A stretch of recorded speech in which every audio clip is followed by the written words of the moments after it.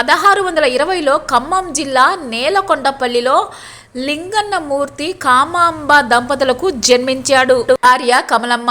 శ్రీరాముణ్ణి కొలిచి కీర్తించి భక్త రామదాసుగా ప్రసిద్ధి పొందాడు. దాశరథి శతకం, ఎన్నో రామ సంకీర్తనలు, భద్రాచలం దేవస్థానం ఇవన్నీ రామదాసు నుంచి తెలుగువారికి సంక్రమించిన పెన్నిధులు. ఇతని గురువు శ్రీ రఘునాథ భట్టాచార్యులు. గోపన్న మేనమామ మాదన్న అప్పటి గోల్కొండ నవాబు తానీషా గారి కొలువులో పెద్ద ఉద్యోగి. మేనమామ సిఫార్సుతోటి గోపన్నకు పాల్వంచ పరగణ తహసీల్దార్గా పని లభించింది. గోదావరి తీరంలోని భద్రాచల గ్రామం ఈ పరగణలోనిదే. వనవాస కాలంలో సీతా లక్ష్మణులతోటి శ్రీరాముడు ఇక్కడే పర్ణశాలలో నివసించాడు. భక్తురాలైన శబరి ఆతిథ్యాన్ని స్వీకరించాడు. పోకల దమ్మక్క అనే భక్తురాలు అక్కడ జీర్ణ దశలో ఉన్న మందిరాన్ని పునరుద్ధరింప చేయాలని గోపన్నను కోరింది. స్వతహాగా హరిభక్తులైన గోపన్న అందుకు అంగీకరించాడు. ఆలయ నిర్మాణానికి విరాళాలు సేకరించాడు. కానీ అవి సరిపోలేదు. అక్కడి ప్రజలు తమ పంటలు పండగానే మరింత విరాళాలు ఇస్తామని, గుడి కట్టే పని ఆపవద్దని కోరారు. అప్పుడు అతడు తాను వసూలు చేసిన శిస్తు నుంచి కొంత సొమ్ము మందిర నిర్మాణ కార్యక్రమానికి వినియోగించాడు.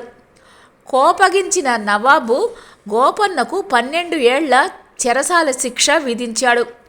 గోల్కొండ కోటలో ఆయన ఉన్న చెరసాలను ఇప్పటికీ చూడవచ్చు.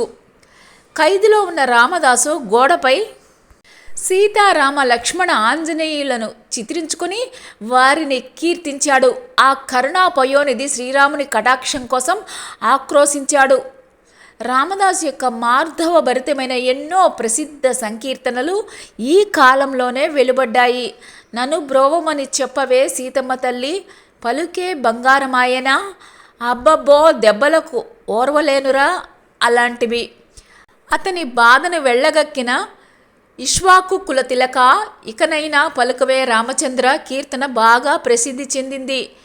నీ కోసం ఇంతింత ఖర్చు పెట్టాను, ఎవడబ్బ సొమ్మని కులుకుతున్నావు, నీ బాబిచ్చాడా నీ మామిచ్చాడా అని వాపోయి మరలా ఈ దెబ్బలకు ఓర్వలేక తిట్టాను.